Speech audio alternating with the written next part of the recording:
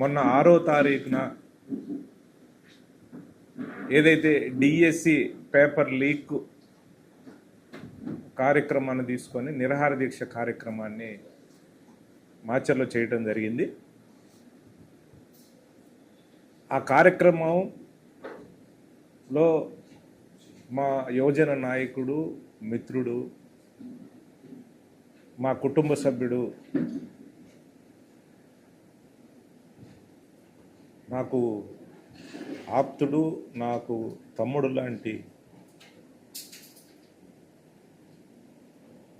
చెన్నారెడ్డి, నవలూరి చెన్నారెడ్డి. ఎందుకంటే గత 2 సంవత్సరాల నుంచి కూడా ఎలక్షన్స్లో ఓడిపోయిన తర్వాత నా వెంటే తిరుగుతూ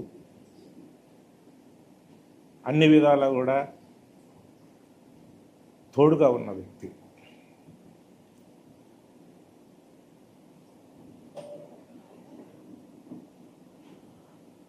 దీక్షలో కూడా నా పక్కన కూర్చున్నాడు. దీక్ష ముగించుకొని తర్వాత 8వ తారీఖు రెండచింతల మండలంలో ఈ కార్యక్రమాన్ని చేయాలని కన్సల్టు ఆఫీసర్లతో పోలీస్ స్టేషన్కి పోయి మాట్లాడి అక్కడున్న మండల నాయకులు, మా పార్టీ మండలాధ్యక్షుడు బ్రహ్మారెడ్డి, ఆ సీనియర్ నాయకులు అందరూ కలిసి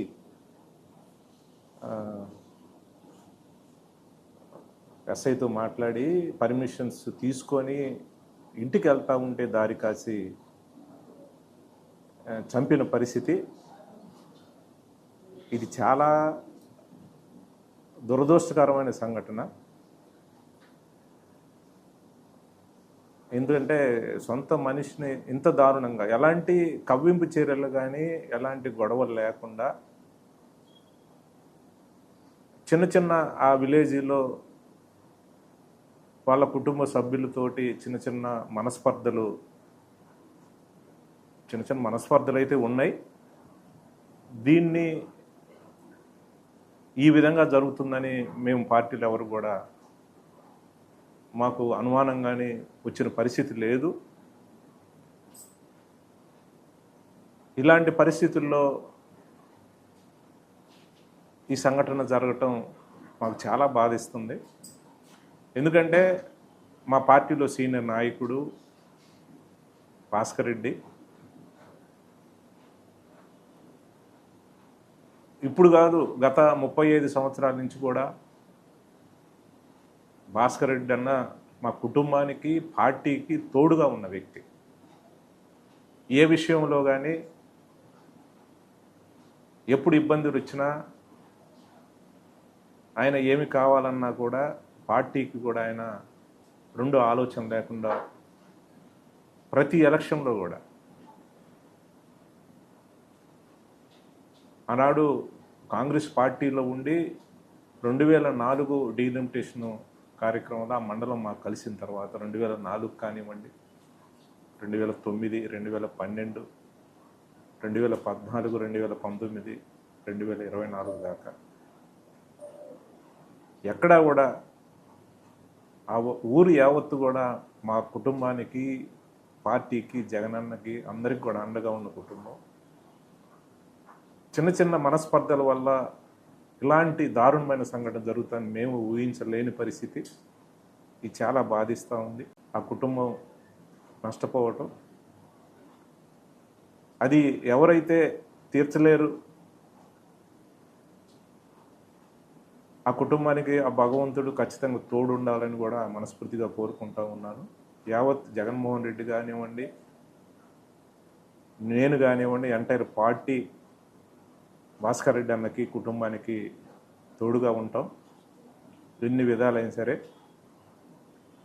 ఆ సంఘటనకి పాల్పడ్డ ఎవరిని కూడా మేము క్షమించే పరిస్థితి కాదు. ఇమీడియట్గా అభియోగాలు ఎవరైతే మీద వస్తున్నాయో వాళ్ళని ఖచ్చితంగా పార్టీ నుంచి కూడా మేము సస్పెండ్ చేసే కార్యక్రమం చేస్తూ ఉన్నాం. ఇప్పటికే దాంట్లో ఎవరున్నారు, దీనివల్ల కుట్ర కోణం ఏమైనా ఉందా అని కూడా అధికారులను కూడా ఎంక్వైరీ చేయమని చెబుతాం. ఈ పనిలో మేముంటే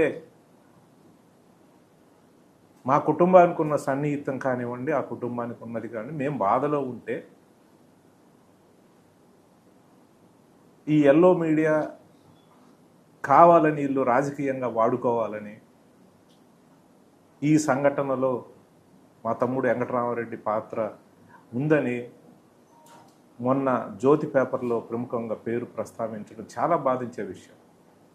ఎందుకంటే మా కుటుంబం మేము 40 సంవత్సరాల నుంచి రాజకీయం చేస్తూ ఉన్నాం. ఖచ్చితంగా మా వెంట ఉండే నాయకులు కానీ, మా వెంట ఉన్న కార్యకర్తలు కానీ మేము ప్రాణం పెట్టి గుండె అడ్డం పెట్టి కాపాడుకునే కార్యకర్తలను కాపాడుకునే కుటుంబం మేము ఆనాడు రాజశేఖర రెడ్డి దగ్గర నుంచి ఇప్పటిదాకా కూడా ఒకే పార్టీలో ఉన్నాం. ఆ రోజు రాజశేఖర రెడ్డి గారికి తోడుగా కాంగ్రెస్ పార్టీలో ఉన్నాం. ఆ తర్వాత రాజశేఖర రెడ్డి గారు చనిపోయిన తర్వాత జగన్ అంటూ నడిచినాం తప్పితే ఎక్కడా కూడా మా నమ్ముకున్న కార్యకర్తల కోసం, మమ్మల్ని నమ్ముకున్న నాయకుల కోసం పక్క చూపు చూసే పరిస్థితి లేదు. ఎన్ని ఇబ్బందులు వచ్చినా కానీ ఇది ఓర్వలేక ఈ కూటమి నాయకుల అసమర్థత వల్ల మొన్న ఏ రకంగా తెలుగుదేశం జంట హత్యలు జరిగినాయో గుళ్ళపాడు గ్రామంలో సంబంధం లేకుండా మమ్మల్ని రాజకీయంగా అన్ని విధాలా కూడా ఇబ్బంది పెట్టాలని అధికారాన్ని అడ్డం పెట్టుకొని ఏ రకంగా మా మీద రుద్ది జైలుకు పంపించారో ఇది పనిగట్టుకొని కాసుకొని ఒక దుష్ప్రచారం చేస్తూ మా తమ్ముడు పేరు వాళ్ళకు సంబంధించిన ఎల్లో మీడియాలో ప్రచారం చేస్తూ దుర్మార్గమైన నీచమైన రాజకీయం ఈరోజు కూటమి నాయకులు చేస్తూ ఉన్నారు. ఇంతకన్నా నీచం దుర్మార్గం ఏమి ఉండదు. ఏమన్నా చేయాలంటే మగాడిలాగా నిజాయితీగా రాజకీయం చేయాలి. వాళ్ళకు సంబంధించిన ఎవరైనా నాయకులు ఉంటే వాళ్ళ కోసం చెయ్యాలి. కానీ ఇలాంటి దుర్మార్గమైన నీచమైన ప్రచారం చేసి రాజకీయ లబ్ధి పొందటానికి ఈనాడు ఈ కూటమి తెలుగుదేశం బ్యాక్గ్రౌండ్ ఉండి వాళ్ళకు సంబంధించిన ఎల్లో మీడియాలో ప్రచారం చేయడం చాలా దుర్మార్గమైన విషయం. ఇది క్షమించరాని విషయం. నేను చెప్తా ఉన్నాను మీడియా సందర్భంగా, పార్టీలో ఎక్కడా కూడా మా పార్టీలో ఎక్కడా గ్రూపులు లేవు. మేమంతా జగనన్న కోసమే పనిచేస్తూ ఉన్నాం. ఎక్కడ గ్రూపులు లేవు. కావాలని కొంతమంది గ్రూపులు సృష్టించి లబ్ధి పొందడానికి చూస్తూ ఉన్నారు. నేను వైఎస్ఆర్ పార్టీలో ఉండే కార్యకర్త నాయకులు అందరినీ కూడా నేను హెచ్చరిస్తూ ఉన్నాను. ఇలాంటి సంఘటనలు ఎవరైనా చిన్న సంఘటనలు జరిగినా ఖచ్చితంగా ఈ గ్రూపులను అడ్డం పెట్టుకొని వాళ్ళు రాజకీయం చేయాలని చూస్తూ ఉన్నారు. పార్టీలో ఎలాంటి చిన్న సంఘటన జరిగినా ఇమీడియట్గా పార్టీ నుంచి సస్పెండ్ చేసే కార్యక్రమం ఖచ్చితంగా చేస్తాం. ఎలాంటి చిన్న అభియోగాలు వచ్చినా కూడా ఇమీడియట్గా పార్టీ నుంచి సస్పెండ్ చేసే కార్యక్రమం చేస్తూ ఉన్నాం. ఇప్పటికే అనుమానం వచ్చిన ఒక అతన్ని చేయడం జరిగింది. ఇంకొక అతన్ని కూడా ఈరోజు అభియోగాలు వస్తూ ఉన్నాయి. ఉమామహేశ్వరరెడ్డి మీద కూడా అభియోగాలు వస్తూ ఉన్నాయి. ఉమామహేశ్వరరెడ్డిని కూడా ఇమ్మీడియట్గా పార్టీ నుంచి సస్పెండ్ చేసే కార్యక్రమం పార్టీ నిర్ణయించింది. పార్టీ చేసుకున్న వాళ్లే కాదు, ఏ ఊర్లో ఎక్కడైనా ఇలాంటి సంఘటనలుకి మేము పార్టీ వ్యతిరేకం. ఇలాంటి సంఘటనలు ఎక్కడ మేము ప్రోత్సహించాం. ఇలాంటి ఎవరైనా ప్రోత్సహించే వాళ్ళని ఇమీడియట్గా కూడా పార్టీ యాక్షన్ తీసుకుంటుందని కూడా ఈ సందర్భంగా తెలియజేసుకుంటూ నేను పార్టీ నాయకులకి కార్యకర్తలకు అందరినీ కూడా కోరుతా ఉన్నాను.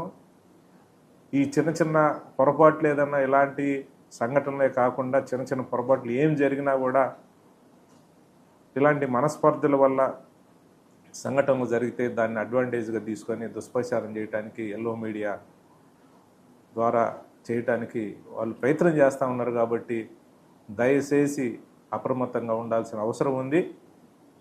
ఎవరైనా పార్టీలో ఎలాంటి ప్రోత్సహించాలని తెలుసుకుంటే ఇమీడియట్గా పార్టీని వదిలి వెళ్ళాలని కూడా వాళ్ళని కూడా హెచ్చరిస్తూ ఉన్నాను. అలాంటి ఆలోచన ఎవరైనా ఉంటే పార్టీని వదిలి వెళ్లాల్సిన పరిస్థితి ఉంది.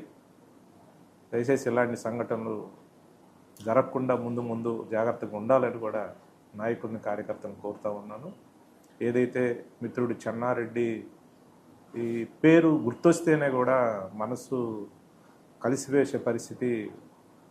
ఎందుకంటే ఎలక్షన్స్ పోయిన 2.5 సంవత్సరాల నుంచి ఈ కూటమి నాయకులు అనేక ఇబ్బందులు పెట్టారు, అనేక కేసులు పెట్టారు. కానీ పగలనక రేయనక నా కోసం నాయంట నాతోటి తిరిగిన నాయకుడు, నిక్కచ్చిగా కూడా మాట్లాడే వ్యక్తి చెన్నారెడ్డి. చాలా మనసు చాలా చాలా బాధేస్తూ ఉంది. నేను ఎలక్షన్స్లో ఓడిపోయినప్పుడు కూడా నాకు ఇంత బాధ అనిపించిన పరిస్థితి లేదు. కానీ ఈ సంఘటనలు జరగటం చాలా బాధేస్తూ ఉంది. ఏది ఏమైనా ఖచ్చితంగా దీంట్లో ఎవరెవరు ప్రమేయం ఉందో తేల్చాల్సిన అవసరం ఉంది. దయచేసి మీడియా ద్వారా పోలీసులను కోరుతూ ఉన్నాను, మీరు నిజాయితీగా ఎంక్వైరీ చేసి ఈ కుట్ర కోణం ఏదైనా ఉంటే బయటికి తీయాలని కూడా నేను పోలీసు వారిని కోరుతూ ఉన్నాను. ఎందుకంటే దయచేసి ఈ యొక్క కూటమి నాయకులు ఉచ్చులో మీరు పడొద్దు. ఇది రాజకీయ కోణంలో కాకుండా నిజాయితీగా ఈ కుట్ర కోణం ఎక్కడుందో బయటకు తీసి ఎక్కడ ఏం జరిగిందో దర్యాప్తు చేసి ఎంతమంది ఉన్నా కూడా దీంట్లో వెలికిట్లా జరిగింది, దీని వెనక ఎవరున్నారనేది కూడా ఖచ్చితంగా వెలికి తీయాలి, నిజాయితీకి తీయాలి. కూటమి నాయకులు చేసే రాజకీయంగా పులిమి లబ్ధి పొందడానికి చూస్తూ ఉన్నారు. అందుకని వాస్తవాలు ఏమున్నాయో బయటికి తీయాలని కూడా పోలీసు వారిని నేను కోరుతాను.